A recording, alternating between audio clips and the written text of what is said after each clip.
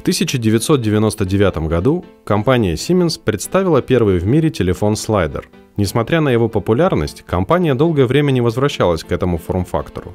Только спустя 4 года имиджевая линейка SL пополнилась вторым слайдером – стильной и компактной моделью 55-й серии.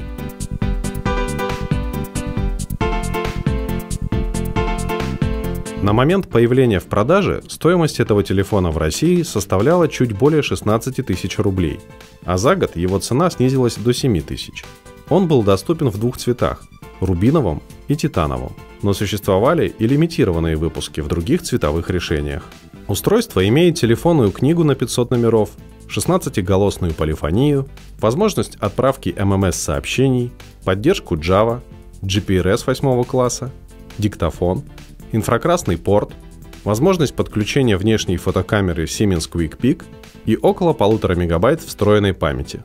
Высота телефона около 8 см, ширина 4,5, вес 79 грамм, толщина устройства чуть более 2 см. Дисплей выполнен по технологии CSTN. Он отображает более 4000 цветов и имеет разрешение 101 на 80 пикселей. Заявленное время работы от встроенного в заднюю крышку аккумулятора на 500 мАч около 9 суток в режиме ожидания и 5 часов в режиме разговора.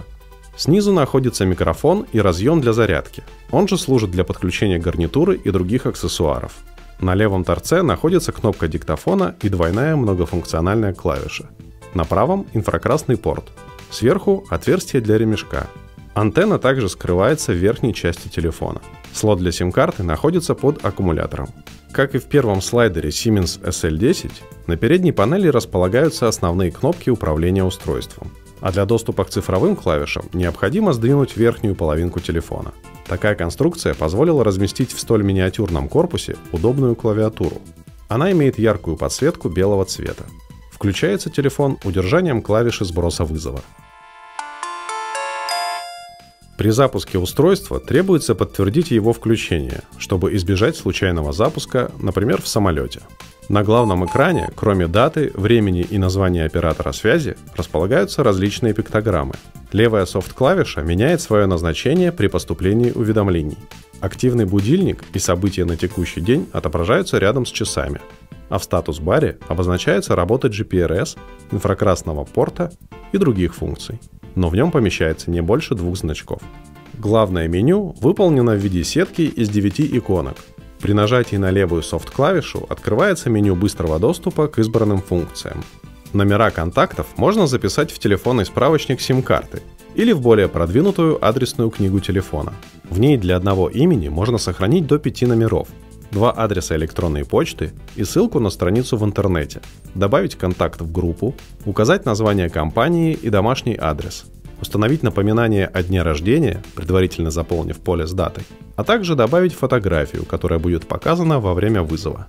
После сохранения все эти данные можно просмотреть в удобной карточке контакта. Но адресную книгу можно сделать еще удобнее, если использовать возможность группировки контактов. Каждую группу можно переименовать, установить для нее собственную мелодию сигнала и выбрать значок 1 из 20, который будет появляться во время вызова от участника этой группы. Журнал располагается рядом со справочником в главном меню. Помимо списков совершенных вызовов, он также включает счетчики длительности и стоимости разговоров.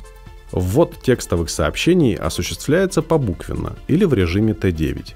Подробные инструкции по использованию этого режима можно найти в справке перед началом набора сообщения.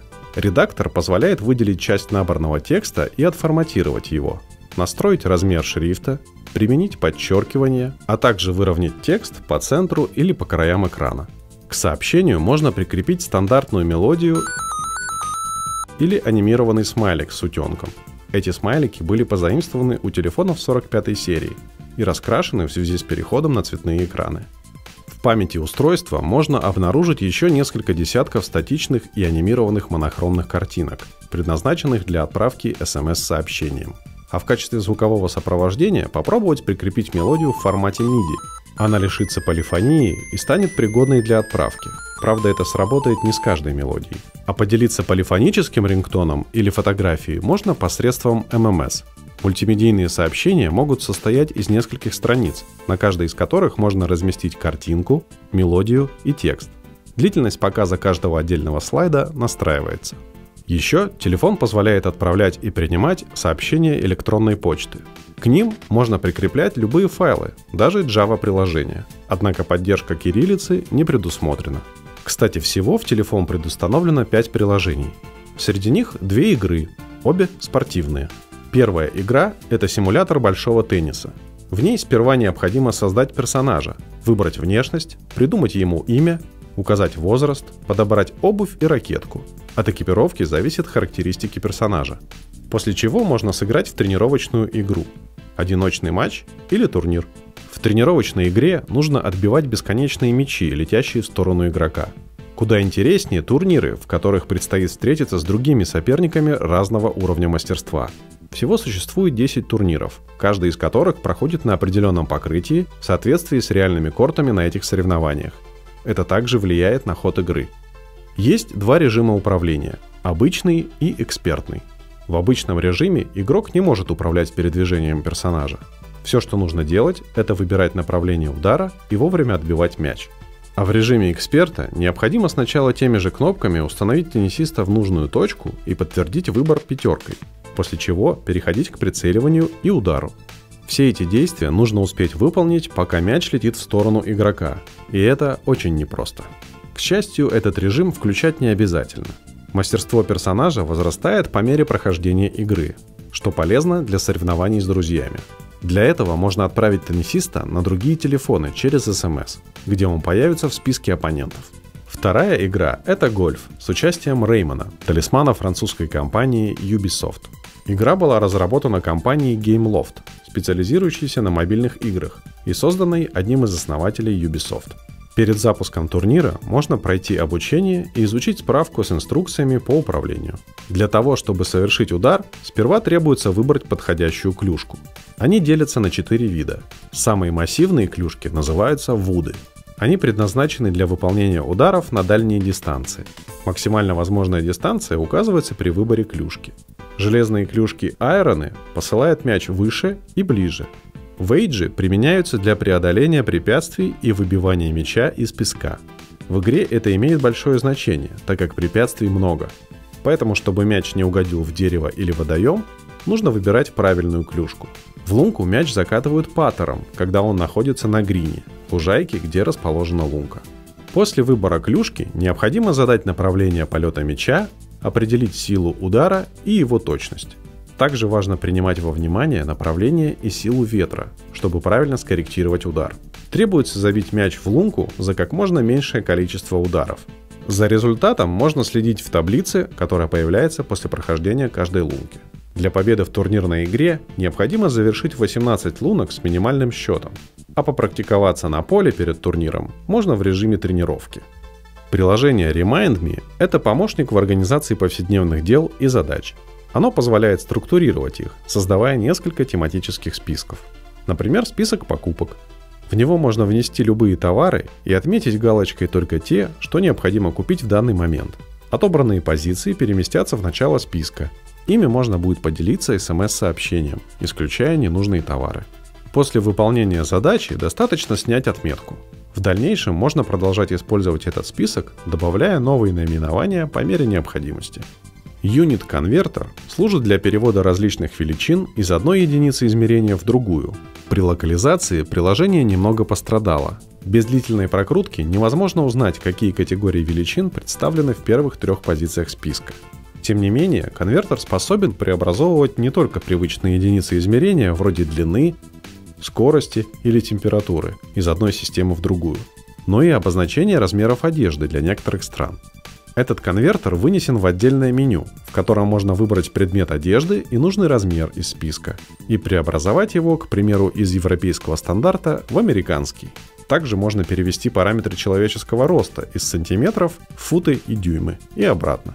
Для быстрого поиска значения в обширном списке цифры можно ввести с клавиатуры. Полученный после конвертации результат можно отправить сообщением друзьям и близким.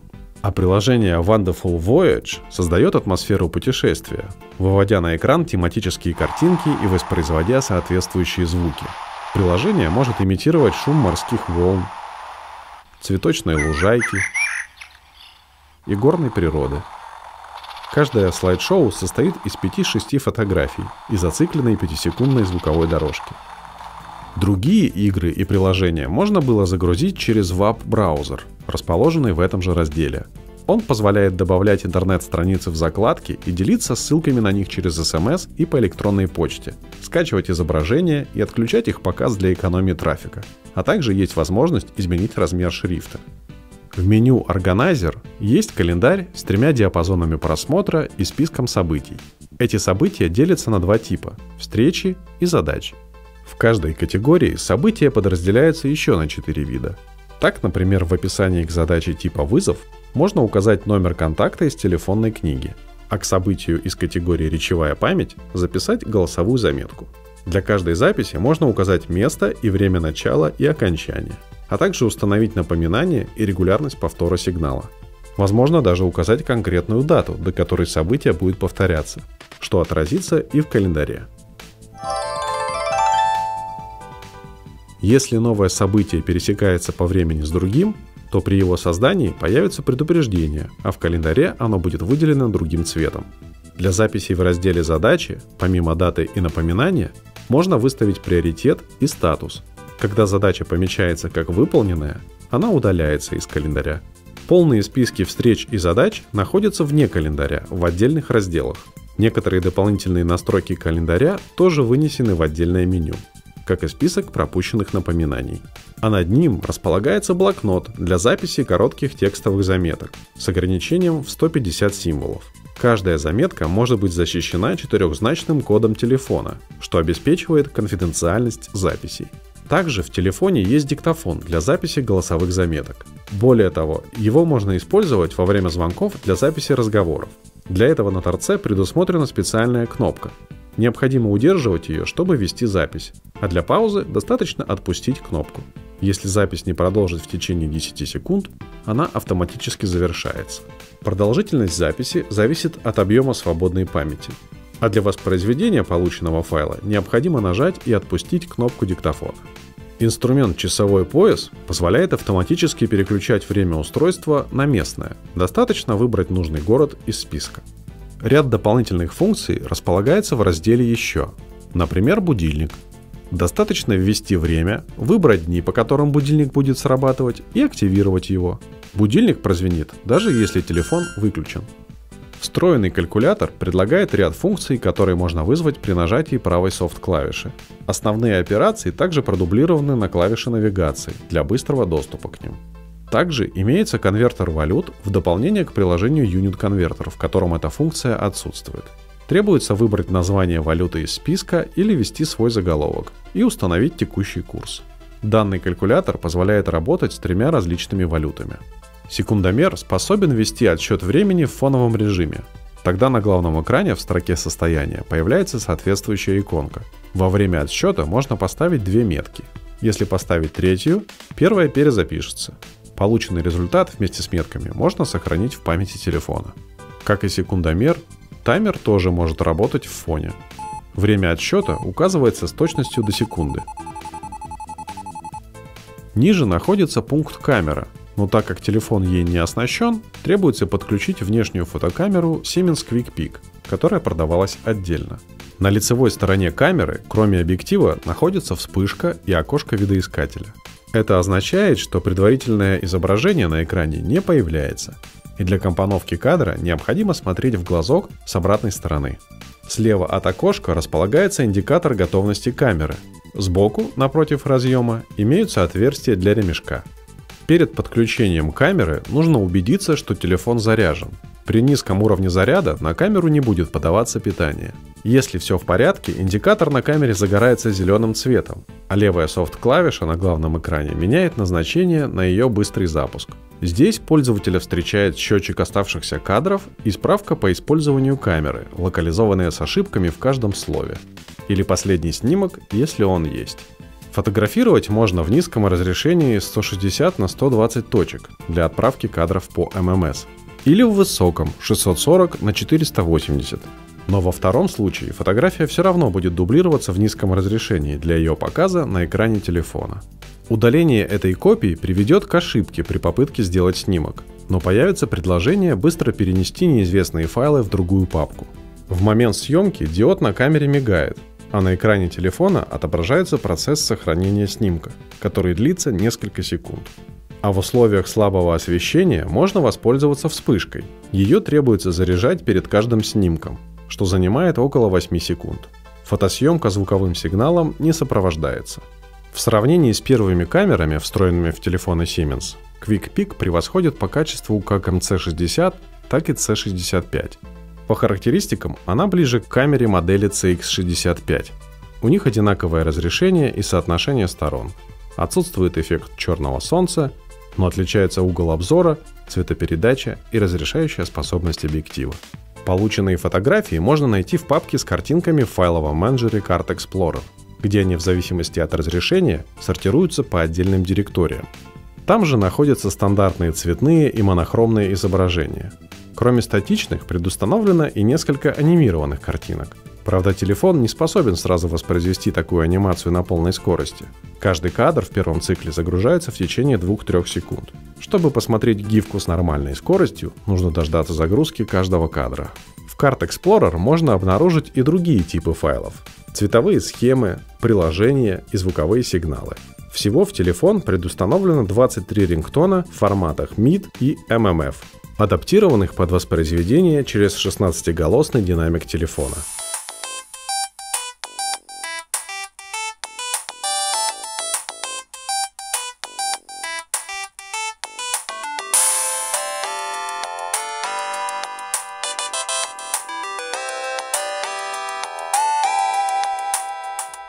В отдельных папках находятся альтернативные варианты мелодий включения и выключения устройства, которые можно использовать вместо стандартных, а также звуки открытия и закрытия слайдера. При прослушивании сохраненных мелодий качелька на торце устройства не функционирует. В режиме регулировки громкости она работает только в плеере диктофона и во время разговора. Зато ее можно использовать в меню для навигации, но это не последняя ее роль. К примеру, если удерживать нижнюю клавишу, запустится функция голосового управления, но для ее использования сперва требуется записать команды. Для большинства функций это можно сделать в разделе «Еще», но голосовые команды для быстрого вызова контактов настраиваются в адресной книге. Всего можно записать до 20 команд. А функция «Дистанционная синхронизация» позволяла обмениваться данными с удаленным сервером. Все настройки телефона сгруппированы по нескольким разделам, но некоторые параметры в них дублируются. В меню «Индикация» можно выбрать язык пользовательского интерфейса и клавиатуры, добавить фоновый рисунок на главный экран и заменить название оператора связи картинкой, установить одну из цветовых схем, стандартную или под цвет корпуса телефона, а также настроить скринсейвер, выбрать стиль, среди которых часы, картинка или режим энергосбережения, задать время появления и активировать автоматическую блокировку клавиатуры. Можно изменить анимацию при включении и выключении на любую, доступную в памяти. Создать текст приветствия, который будет отображаться вместо заставки во время запуска устройства. Есть возможность увеличить размер шрифта заголовков меню, что повлияет на режим отображения разделов, и отрегулировать яркость подсветки и контрастность дисплея. В настройках звука можно активировать или деактивировать звуковые сигналы, а также заменить их на короткий гудок. Включить вибросигнал, выбрать мелодию вызова для своего списка контактов или для отдельных групп, звук сообщений, будильника и напоминаний, а также отрегулировать громкость разных типов уведомлений, функций и приложений. В большинстве случаев можно включить постепенное увеличение громкости сигнала. При включении фильтра все входящие вызовы, кроме выбранной группы контактов, будут поступать в беззвучном режиме. Можно выбрать звук нажатия клавиш и включить ежеминутный сигнал для контроля длительности разговора. Большую часть аудионастроек можно отрегулировать для отдельных режимов работы устройства в меню «Профили». Кроме привычных параметров, можно выбрать уровень подсветки дисплея и размер шрифта в меню. Единственный профиль, который невозможно отредактировать – в самолете. При его выборе телефон выключается. Для быстрой смены профиля достаточно нажать верхнюю часть двойной клавиши в режиме ожидания. В разделе «Клавиатура» находится управление блокировкой клавиш и опция ответа на вызовы любой кнопкой. В настройках телефона можно отключить определение своего номера и включить переадресацию, предварительно проверив ее состояние. Сбросить параметры к заводским значениям, отформатировать или оптимизировать хранилище, задать время автоматического выключения, а также ознакомиться с информацией об устройстве и протестировать его отдельные функции. Есть возможность проверить дисплей на наличие битых пикселей и корректность отображения цветов, клавиатуру на работоспособность клавиш, звук динамика и вибросигнал. В разделе «Часы» устанавливаются параметры даты и времени, а также формат их отображения на главном экране, если функция показа активирована. В меню «Передача данных» включается или отключается GPRS и инфракрасный порт, и настраиваются профили доступа к интернету, ММС и электронной почте. А параметры сотовой связи находятся в разделе «Сеть».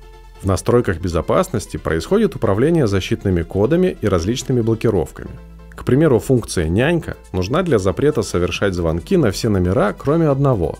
Отдельно можно установить пароль на использование телефона с другой сим-картой и заблокировать определенные типы вызовов.